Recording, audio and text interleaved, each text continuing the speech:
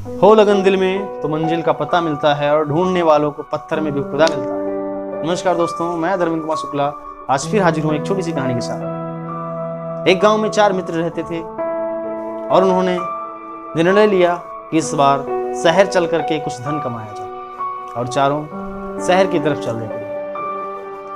कुछ दिन शहर में रुकने के पश्चात वो विचार करते हैं कि अब घर की तरफ चल दिया जाए और इस बार घर आने के लिए उन्होंने जंगल का रास्ता चुना, जिससे हम लोग जल्दी घर पहुंचे। गर्मी के दिन थे, बहुत तेज धूप होने के कारण उनकी जुबान सूख रही थी और वहां पर पानी कहीं नजर नहीं आ रहा था। परंतु कहते हैं ढूंढने पर तो भगवान भी मिल जाते हैं, तो उन्हें एक कुआं नजर आया, परंतु वहां पानी निकालने के लिए कोई पात्र नहीं मिल पा रहा था।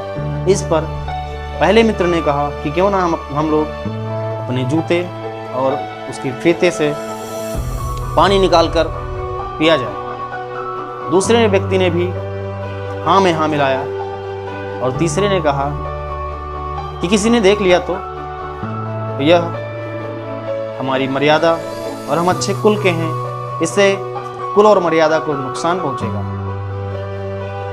परंतु पहले व्यक्ति ने कहा कि कुल और मर्यादा तब देखा जाएगा जब हमारी जान में जान होगी। और इस पर चुप चौथे व्यक्ति ने कहा कि अगर आधे घंटे हम लोग और प्रयत्न कर लें तो शायद गांव पहुंच करके और पानी पी सकते हैं। दूसरे व्यक्ति ने कहा कि गांव हम तभी पहुंचेंगे जब हमारे शरीर में जान है। इस पर तीनों व्यक्ति ने मिल करके और कहा कि आप नहीं पी रहे तो ना पीजिए, लेकिन हम लोगों को पी लेने दीजिए। और उन्होंने जूते को पात्र बनाया और डोरी को लटका दिया और पानी निकालकर जूते से तीनों ने पानी पिया और गांव की तरफ चल दिया। चौथा व्यक्ति चुपचाप देखता रहा और पीछे पीछे चल दिया। तीनों गांव पहुंच करके और गांव के किनारे ही पहुंचते पहुंचते उन्होंने एक षड्यंत्र रचा। कहा कि इस व्यक्ति ने जूते से पानी पिया है, यह बात पूरे गांव में फैला दिया जाए। ऐसा ही किया, यह बात जंगल के आग की तरह पूरे गांव में फैल गई। देखते ही देखते उन सब ने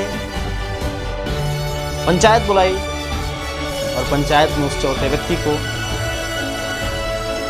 जलील कर दिया और कहा कि आपने अपनी कुल मर्यादा को नुकसान पहुंचाया है, जिससे आपको गांव से बाहर किया जाता है और उससे मार पीट करके गांव से बाहर निकाल दिया जाता है और उसका जो धन था वह भी छीन लिया जाता है।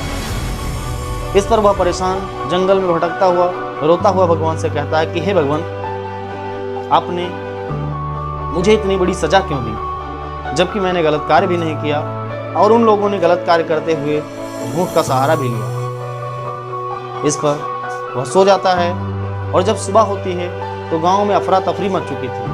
वह देखता है कि गांव के बॉर्डर पर जब पहुंचता है तो देखता है कि वो तीनों मित्र स्वर्गवासी हो चुके थे।